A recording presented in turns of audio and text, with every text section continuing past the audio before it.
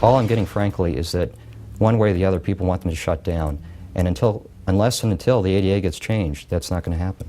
The controversial group flooding the valley with disability lawsuits is fighting back. Advocates for individuals with disabilities has hired new lawyers to battle the Attorney General and some judges who are challenging their cases. The lead lawyer sat down with ABC 15 investigator Dave Biscobing, and just wait until you see what Dave's uncovered now.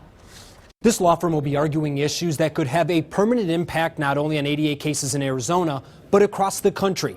And that's why we decided to take a closer look at this firm.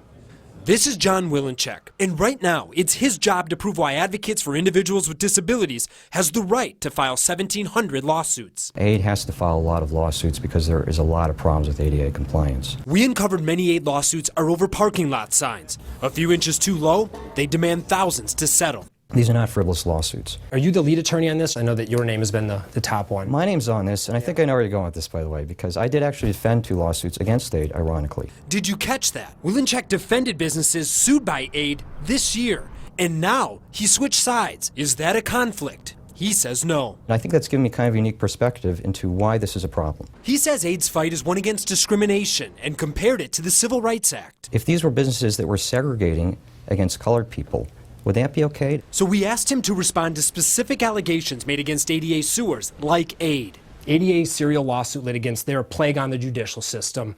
They're exploiting the law. It's a cottage industry. These are professional plaintiffs, unscrupulous lawyers.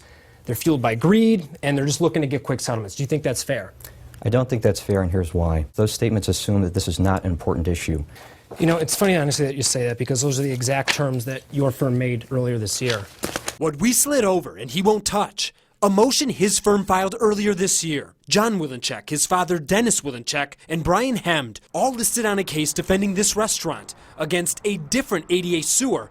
That person, Damian Mosley, has sued 38 Arizona businesses, a number much smaller than AID's 1,700 lawsuits. In those terms, plague, abuse, greed, pulled straight from their firm's motion. And so I want to know what's your responses to that. I've highlighted them starting on page 2. Those are exactly taken right out of your pleading. Called this a plague, sir. It's in that case. I've never called this a plague. You're on that case. It's in that case. Can you point to me where it says plague in there? Absolutely. Page 2, highlighted. They are serial filer. That's exactly what I've said. That's a legal term. Plaintiffs such as this are a plague on the judicial system.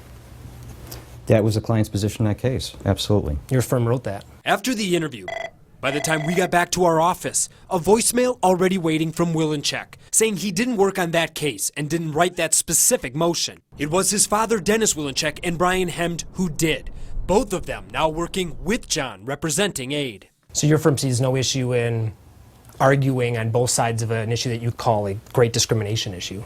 That's absolutely right. That's exactly what you have to do as a lawyer. In court, you represent your client and you say what they want you to say. I'm investigator Dave Biscobing, ABC 15 News. And stay tuned, because tomorrow night